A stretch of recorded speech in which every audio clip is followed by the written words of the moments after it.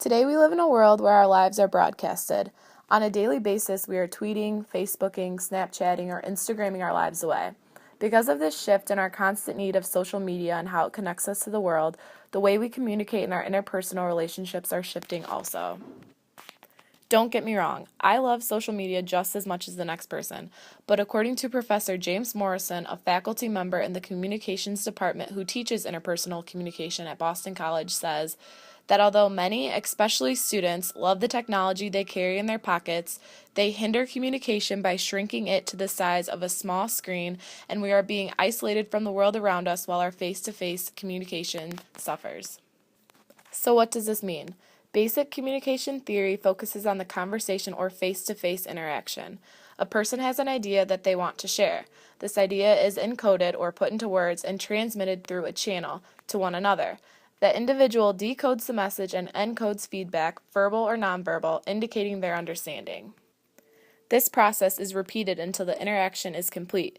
Its overall effectiveness is also dependent on noise and context. Today, many consider Twitter, Facebook, and other social media outlets have forever changed that. People worldwide believe that this communicating mostly through social media outlets rather than face-to-face have altered some crucial element adversely affecting the character and quality of messages being sent and received. Feedback was delayed or simply non-existent. The channel was compromised because it is electronically generated and the context was imaginary. Another communication theory that has been identified as a key component to creating and maintaining relationships is the uncertainty reduction theory. This theory functions to predict and explain how communication is used to reduce the uncertainty among people in their initial interactions. According to the theory, people find uncertainty in interpersonal relationships unpleasant and are motivated to reduce it through interpersonal communication.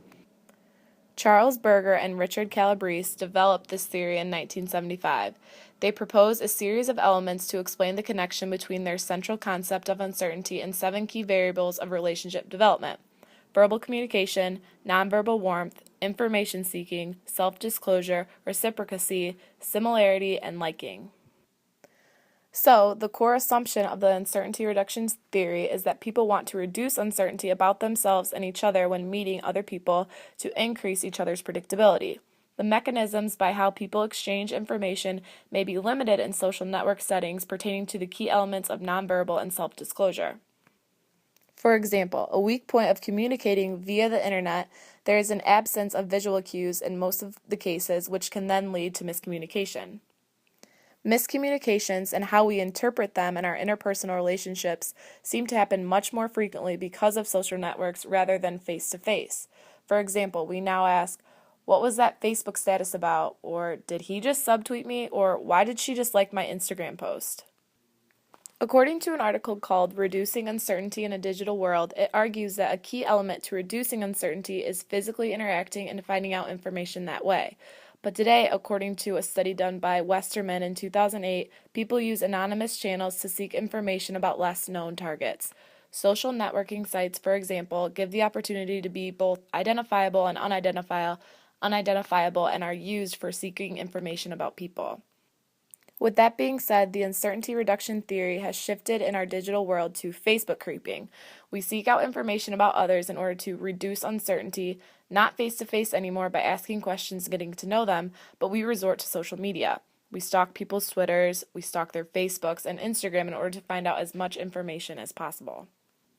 Ultimately, how we cope with new personal interactions has changed because of social media.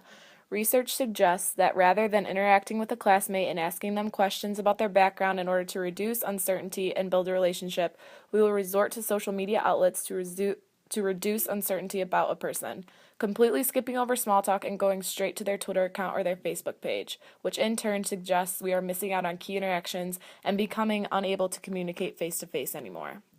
So what's the point? The point is that we need to maintain a balance between our online and offline life. We need to connect with people face-to-face, not just by social media. We need to limit our time on social media and establish real friendships, not just Facebook friends who we avoid eye contact with if we see them on campus anyways. In our busy world of Twitter notification, pokes, likes, messages, Snapchats, and Instagram pictures, communicating can overwhelm the average smartphone user. We need to start craving some real FaceTime and not the iPhone version.